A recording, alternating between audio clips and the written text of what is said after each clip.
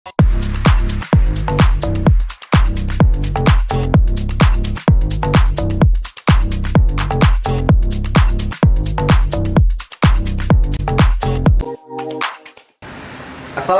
warahmatullahi wabarakatuh untuk semua warga-wargi. Kembali lagi di acara ngopi sembari diskusi. Untuk tema diskusi pada kali ini, episode kali ini kita mendatangkan seorang tamu spesial, khususnya di wilayah RW 09 di Kramat Jati. Nah, kebetulan beliau ini sebagai bisa dibilang sosok yang sudah tidak asing lagi buat kita. Gimana Bang Aris?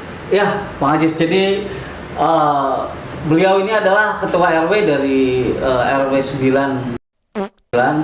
Iya betul ya, dari seluruh RW 9. Jadi beliau adalah Bapak Agus Priyokurnomo. Beliau sudah berjalan ya beberapa bulan belakang, jadi sudah menjabat selama kurang lebih 1 tahun ya, betul ya Pak Agus ya? Ya, jadi kita hari ini hadirkan beliau di sini untuk kita mencari tahu sih sebenarnya apa sih peran sebagai RW yang menaungi RT-RT di sekitar RW 9. Kita sambut tuh Bapak Agus PP.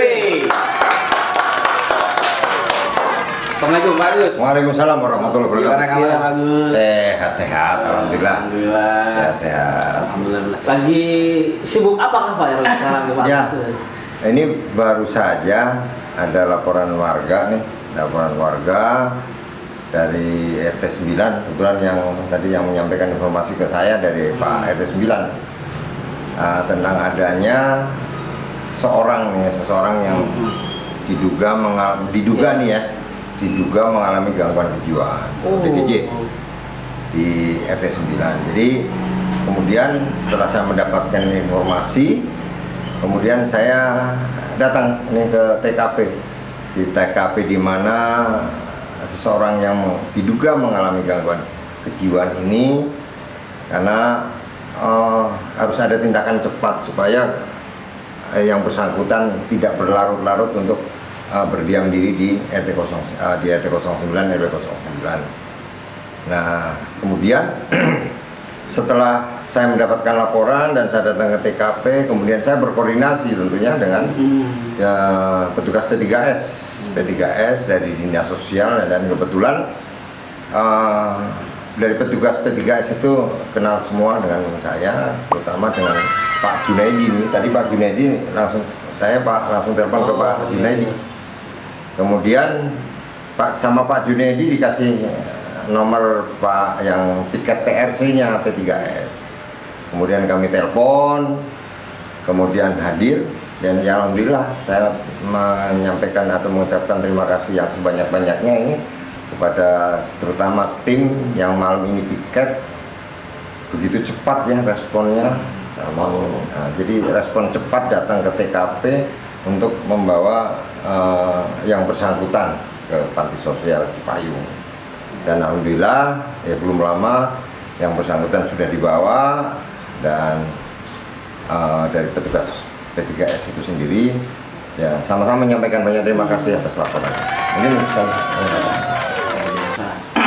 Ini mohon maaf nih, sebelum ini kan pembicaraannya udah masuk ke inti apa namanya, job desk-nya lah, bisa dibilang gitu, mengayomi dan merespon lah ya. Kalau boleh tahu nih Pak Agus, mohon maaf, ini sebenarnya Pak Agus background-nya apa ini? Ya, background saya sebenarnya begini. Jadi saya baru pensiun. Nah, tapi rasanya muda loh ini. udah mau 60. Masih segar ya Pak Ajis ya. Saat ini masih pralansia. Jadi nanti 6 Agustus udah menginjak ke lansia jadinya gitu. Jadi background saya dari awal memang saya tinggal di sini. Dulu ceritanya saya kontraktor tuh. Oke. Saya di awal jadi polisi ini kontraktor. Maksud saya gini, kontrak sana kontrak sini. Jadi kontrak sana kontrak sini pindah. Nah kebetulan saya ngontrak di RT 11.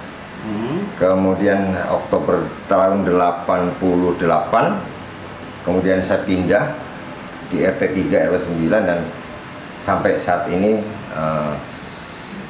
sampai ke pensiun saya tinggal di situ Pak. Jadi tinggal di RT 3 RW 9.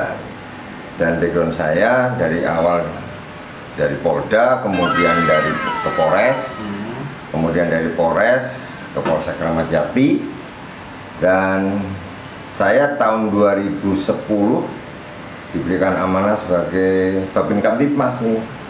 Babin Kamtibmas di Kelurahan Tengah.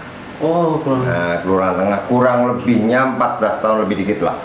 Kalau Kelurahan Tengah itu masih wilayah Kramat Jati kan? Atau Masih Kecamatan Kramat Jati, masih wilayah masuk ke Kramat Jati. Berarti secara background sih sebenarnya nyambung Pak ya, artinya mengayomi masyarakat juga. Iya, mengayomi, biasa dekat sama masyarakat, gimana penanganannya gitu Pak ya. Itu ada korelasi nggak sih Mas sebenarnya? Iya pasti ada hubungannya, karena memang saya ada background saya memang di Babin Kamtibmas yang pada saat saya di Kelurahan Tengah itu membawai 10 RW 89 RT, dan pada saat itu pas terakhir saya dinas itu kurang lebih penduduknya ada 50.400 sekian lah.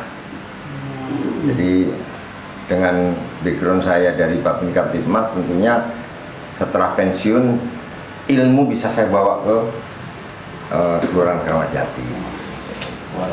Luar biasa. Itu berarti maksudnya kan gini Pak, itu kan Babin Kamtibmas itu kan artinya terjun juga ke masyarakat ya, maksudnya setiap RT, setiap RW itu kita masuk juga gitu Pak ya. Jadi ada maksudnya bisa jadi kayak begadang gitu Pak sih, gitu juga Pak? Ya kalau begadang ya, kalau dibilang begadang ya memang Udah makanan sehari-hari ya Pak. antara tidur nih, antara tidur dengan melek ya banyakkan meleknya.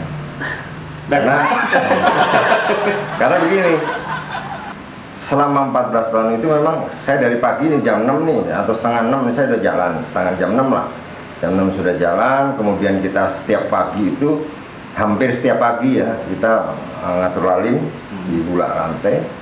Kemudian setelah itu kemudian setengah 8 jam 8 apel. Setelah apel kita sambang ke wilayah. Kemudian sore saya pulang jam setengah 5-an lah, jam 5 atau setengah 5 pulang. Habis isya saya jalan lagi sampai jam 12 malam, dan itu saya lakukan selama saya dinas. Selama saya dinas itu yang saya lakukan. Belum ini kalau misalkan jam 2 malam atau jam 3 malam ada laporan masyarakat atau laporan warga. Mau nggak mau tuh Pak ya? Bukan mau nggak mau ya, dan harus mau, karena ya kita sebagai pelayan masyarakat tentunya dedikasi ya itu yang bisa saya berikan. Yang penting masyarakat itu bisa apa yang kita layani, masyarakat merasa terlayani, aman, merasa terlindungi. Ya. Jadi intinya itu saja sih sebenarnya, karena kita sebagai bintara pembina keamanan ketertiban masyarakat. Nah, di situ ya mereka nggak tahu, jadi nggak mau tahu mau jam berapa, karena kalau saat di Kampung Tengah semua tertuju ke kita, apapun laporannya mau misalkan kayak tawuran, misalkan kalau ada tawuran, kemudian kalau misalkan ada kejahatan lain, nah pasti informasi dan prinsip saya begini, yang penting saya kondisi sehat, tidak sakit, kondisi memang saya mungkin pada saat saya tidak keluar wilayah, saya akan layani. Saya akan layani. Itu aja sih. Sebenarnya tugasnya nggak beda jauh ya Pak RW ya sekarang. Ya, ke masyarakat juga kan. Mungkin Karena sekarang dulu 89 RT, 10 RW, ya sekarang hanya 1 RW dari 12 RT. Jadi justru malah cakupannya lebih kecil ya. Cukupnya lebih kecil ya. Dan pada saat saya dulu ditugaskan di Kampung Tengah itu ya memang saya merasa mampu apakah enggak, mampu atau enggak. Iya. tapi berbekal ya nama itu niat. Iya. Ya niat intinya yang terpenting yaitu masyarakat kalau sering kita sambangin atau sering kita datengin, mereka pasti senang.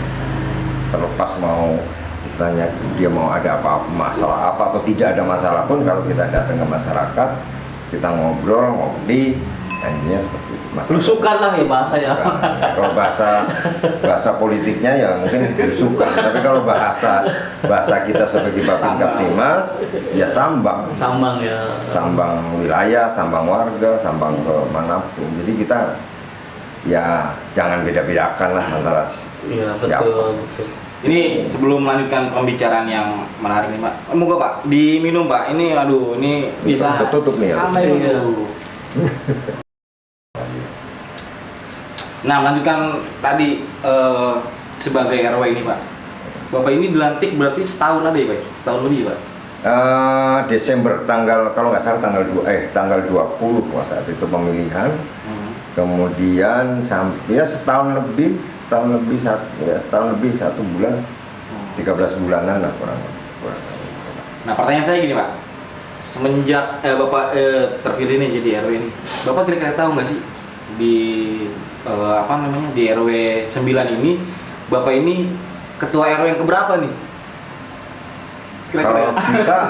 Kalau seingat saya ini semenjak dari saya tinggal di sini itu 1, 2, 3, kelima kalau nggak salah. Kelima Kalau nggak salah. Berarti itu dengan masa periode sekarang ini 5 tahun loh ya? Jadi sekarang 5 tahun, yang kemarin kan 3 tahun. Sekarang 5 tahun. Berarti kalau 5 periode yang lalu berarti sudah 15 tahun ya berarti. Ya, karena pada saat itu kalau nggak salah nih, pada saat saya ini Pak Rosidin, Ya. Pak Rosidin dan seterusnya Pak Sarengat, kemudian Pak Martani, Pak Sirep. Oh, oke. Artinya udah mengetahui ya Pak RW ya di istilahnya di warga ini, oh iya ini Pak RW udah tahu bener lah istilahnya ya. Ya kita sebenarnya tidak tahu benar, kita sampai saat ini pun juga dalam proses tetap belajar. Saya juga tidak merasa tahu, merasa super, merasa lebih enggak. Kita tetap ya terutama kan kalau tiap harinya kita harus tetap bersinergi. Terus kemudian dengan Pak LMK, kemudian Pak FKDM, kemudian dengan Pak Ketua RT, tokoh masyarakat, mereka ya mitra-mitra kita di lapangan. Nah, kemudian gini Pak, saya mau bertanya gini, kenapa apa yang membuat seorang Agus PP itu mau menjadi seorang atau menjadi ketua RW saat ini? Ini apa nih kira-kira yang menggugah atau wah ini saya harus nih gitu? Apa udah terkenal? Sebelumnya kan orang sini. Saya justru saya tuh hampir 90% saya tuh dikenalnya di Kampung Tengah. Wow. Karena memang saya pada saatnya memang saya pernah di sini juga. Ya mondar mandirnya mainnya pernah saya di sini juga. Ya dikenal banget sih enggak juga kan gitu, karena memang walaupun saya tinggal dari tahun 88 tapi kan saat itu memang saya berkeliarannya di dinasnya di sana. Iya. Itu apa Pak kira-kira yang jadi motivasi Pak? Nih yaudah deh saya maju deh jadi ketua RW. Itu gimana tuh Pak? Karena memang saat di awal memang saya tidak terbesit lah. Jadi tidak terpikirkan mau jadi ketua RW, enggak. Tidak terpikirkan jadi ketua RW karena saya masih perlu perlu belajar karena memang saya merasa belum mampu. Proses sampai saat ini pun juga saya belajar dengan siapa? Ya dengan orang-orang yang di sekitar kita. Saya pun tidak merasa saya paling enggak, tapi kita tupoksinya RW itu apa ya jalankan tupoksinya ini selaku kita mitra dari kita selaku secara struktural ya di bawah lurah tentunya kita membantu lurah membantu lurah untuk di wilayah khususnya di RW 9. Kalau dalam dari bidang kepemerintahan gitu. kalau dari lurah sendiri ada nggak sih Pak istilah tugas-tugas khusus istilah yang diberikan lurah istilah dalam artian ke warga gitu? Kalau dibilang tugas khusus sebenarnya nggak ada ya, itu seperti air mengalir aja. Jadi yang terpenting intinya pelayanan di masyarakat ini, contoh yaitu tadi membuat surat pengantar dan sebagainya kan gitu. Memang saya membuat diri saya ini membuat supaya pelayanan itu secara berjalan itu aja dimanapun oke. Cuma kan saya juga merasa bahwa apakah saya sopan kalau saya melayani di jalan Iya betul Pak, betul. kan gitu. Apakah saya sopan kan gitu, Iya. pantas nggak saya melayani masyarakat warga di jalan dan sebagainya kan gitu. Apakah saya ke rumah aja padahal sudah di jalan. Nah saya mohon maaf kalau mungkin barangkali pelayanan saya ini dimanapun berada. Jadi kalau mau mencari saya jangan di rumah, mencari saya di AP. Jadi tahu panggilan Pak ya. Jadi kalau misalkan Pak di mana? Oh saya di sini. Itu. Jadi kalau mencari saya di rumah atau di mana enggak. Itu Coba enggak. panggilan dulu. Gitu. Jadi intinya saya bisa bagaimana melayani masyarakat dimanapun berada. Dimanapun berada. Pernah nggak sih Pak ngadepin istilahnya yang masalah mungkin yang apa ya istilah yang membutuhkan tindakan cepat gitu, saya yang mungkin sifatnya kayak mungkin bisa ada biasa di problem di warga, contoh semua ada ini narkoba seperti itu, pernah nggak sih Pak atau yang lebih gitu? Sekarang gini, jadi kalau misalkan ada laporan, terutama kan misalkan kayak narkoba kan tentunya kan itu itu spesialis ya, jadi nggak mungkin kalau kecuali kalau memang itu tertangkap tangan oleh warga, kemudian ada BB-nya dan sebagainya, nggak mungkin pasti kita akan laporkan ke kepolisian. Nah, kan gitu. Tapi kalau saya ada laporan misalkan Pak diduga, kan baru diduga, oh di sana buat begini Pak, misalkan ya kita laporan, bukan ujuk-ujuk saya datang ke rumah, menggeledah rumah, cari barang bukti, nyari pelaku, bukan tupoksi kita sebagai ketua RW, karena itu harus ada tahapan-tahapan penyelidikan. Nggak bisa karena baru Pak katanya di sana ada ini, Pak katanya di sana ini. Kita tidak bisa seperti itu, karena tentunya kalau namanya orang laporan seperti itu, kecuali kalau memang tertangkap tangan, nah kita pun juga harus nyerahin ke sana, bukan kita ujuk-ujuk kita datang ke rumah, geledah rumah, bukan tupoksi kita. Jadi kita menyalahi aturan. Walaupun kenal lah sama orang sana ya. Iya, nggak bisa kita kalau ada laporan seperti itu. Kecuali kalau misalkan laporan-laporan yang mungkin barangkali kalau misalkan seperti kayak problem solving, misalkan ada kekerasan dalam rumah tangga atau mungkin hal-hal yang lain, atau mungkin masyarakat yang sesuai dengan tupoksi saya sebagai ketua RW, itu kita jalankan aja itu. Kalau yang di luar itu, ya saya mungkin harus berkoordinasi dengan siapa. Kalau itu yang memang ada pidananya, berarti saya harus koordinasi dengan kepolisian setempat. Kalau memang di situ ada pelanggaran perda, ya berarti saya harus koordinasi dengan siapa. Nggak bisa kita, kecuali kalau memang sekiranya contoh misalkan kayak tadi ya sama kan seperti itu. Saya harus koordinasi ke siapa, ya nggak mungkin saya ujuk-ujuk saya bawa sendiri, saya tindak sendiri, ngambil tindakan sendiri, enggak. Tetap harus berkoordinasi dengan instansi terkait.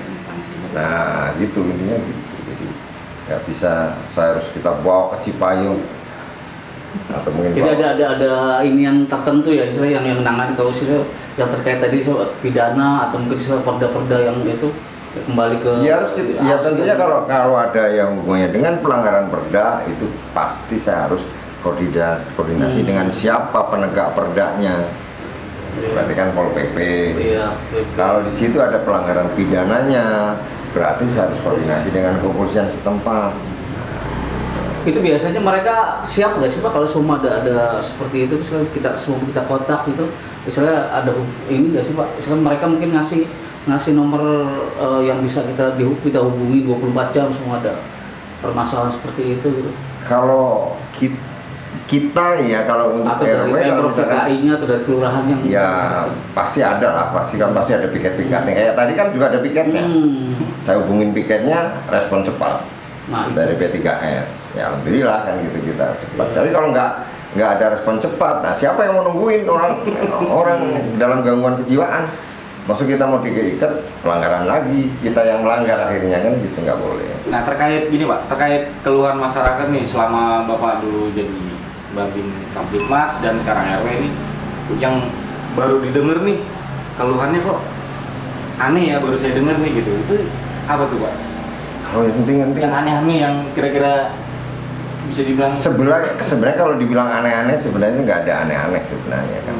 ADRT kan? Ya kalau kekerasan dalam rumah tangga kan itu pasti ada kan gitu ada. Kalau misalkan kayak pelecehan, nah pencabulan dan sebagainya kan kita tetap harus berkoordinasi. Tidak bisa kita harus sudah selesai.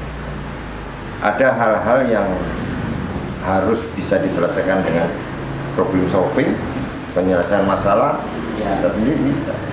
Nah kalau bisa sih, kalau memang setiap ada masalah yang memang tidak bisa diselesaikan dengan cara problem solving, ya kita selesaikan dulu lah. persuasif lah ya. Terus kita preventif persuasif dulu, jangan apa-apa kita laporkan, ya kita laporkan. Kita selesaikan dulu. Nah, kita selesaikan dulu, baru kalau memang tidak bisa, kita nggak bisa memaksa orang harus selesai enggak. Kalau memang tidak bisa, ya berarti harus kemana? Kita dorong kemana? Pidana kemana nih? Ke kepolisian setempat kan gitu. Kalau misalkan perda, oh ya berarti pelanggaran perda ke siapa?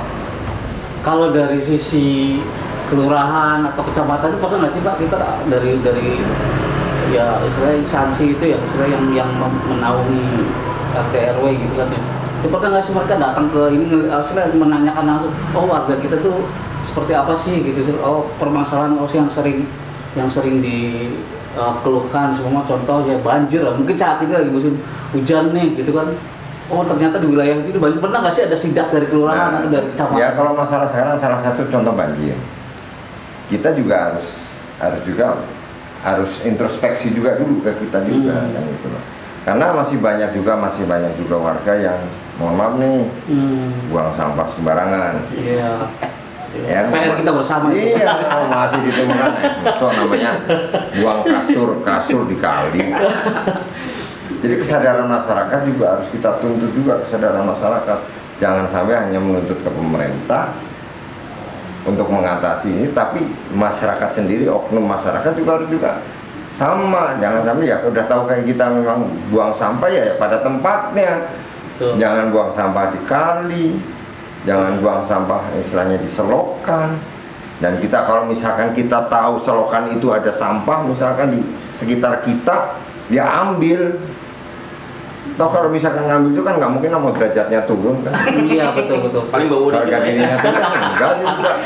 Cuma bawa doang tuh Iya. Nah iya sekarang ya pernah lihat. Jadi masyarakat juga harus sama-sama gitu loh.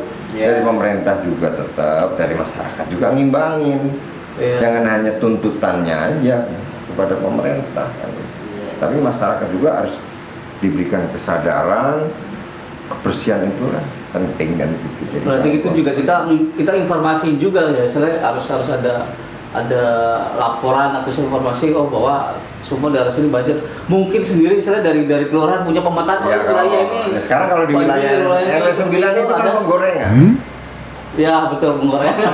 memang. Nah penggorengan kemarin penggorengan dari atas ke bawah, dari atas ke bawah sini, dari ujung ke sana, muaranya di RW 9. Nah, yang jadi permasalahan adalah sekarang yang sudah saya pressure terus, saya minta dengan tindakan untuk cepat adalah gorong-gorong yang di sana, yang gorong-gorong di mana di Jasa Marga. Mungkin bapak-bapak saya lihat lah, nggak musim hujan pun itu gorong-gorong itu 2 gorong-gorong itu cuma setengahnya aja naik dikit. Bagaimana kalau pas musim hujan? Iya. Nah, saya juga minta kepada pemerintah kemarin khususnya, saya sudah mengajukan juga melalui karena sekarang harus pengajuannya itu harus bertahap dalam artian gini, kita harus lapor ke Pak Lurah dulu, nanti Pak Lurah mungkin dilaporkan ke Pak Camat dan seterusnya. Nah, nunggu waktu ya. Karena tanpa harus dibereskan dulu gorong-gorong, di sini akan tetap air selalu mengenal. Wah ini seru banget ini Bang Aris, kayaknya nggak cukup nih, ini harus kayaknya 3 SKS nih. Mungkin lain kali minta izin waktu ini Pak, bisa kita undang lagi nih untuk sharing-sharing. Ini kan informatif banget ini Iya, buat warga-warga betul, nih. betul. Jadi, Nah. ya mungkin yang barangkali ada yang melihat dan mendengar ini, saya hanya Iya. minta satu, gorong-gorong diberesin dulu. Kita sebagai pelayan masyarakat nggak usah hitung-hitungan. Hitung-hitungan tenaga, nggak usah aduh saya lagi begini, ntar dulu ini lagi nah. Pada intinya berarti Bola. kepedulian ya Pak RW ya. Iya, termasuk ya kebetulan, ya bukan kebetulan karena memang saya sekarang sudah pensiun. Jadi ya insya Allah saya istri Pak RMK full lah. Kalaupun misalkan saya yang jelas masih banyak kekurangan kok. Siap. Kalau memang saya kurang dalam pelayanan ini, saya mohon maaf kepada masyarakat. Tolonglah saya juga diberikan masukan, jangan ngedumel di Kritik yang membangun Iya. ya Pak ya. Iya. Kita sama-sama membangun. Silakan, nggak masalah bagi saya. Kekurangan saya di mana? Karena kekurangan saya bukan saya sendiri yang tahu, orang lain yang tahu. Iya, betul Pak. Nah gitu, kalau saya sih gitu Gini, aja. Pak. Monggo silahkan. Kata hari ini Pak, coba Pak, silakan monggo. Kata-kata hari ini, hari esok lebih baik daripada hari sekarang. Wah, mantap, sangat jelas. Terima kasih banyak Ya, Pak Agus oke. atas waktunya. Mungkin next time bisa kita Oke. undang lagi di acara ngobrol berikutnya. Terima Terima kasih kasih. buat semuanya warga-warga. Assalamualaikum warahmatullahi wabarakatuh. Waalaikumsalam.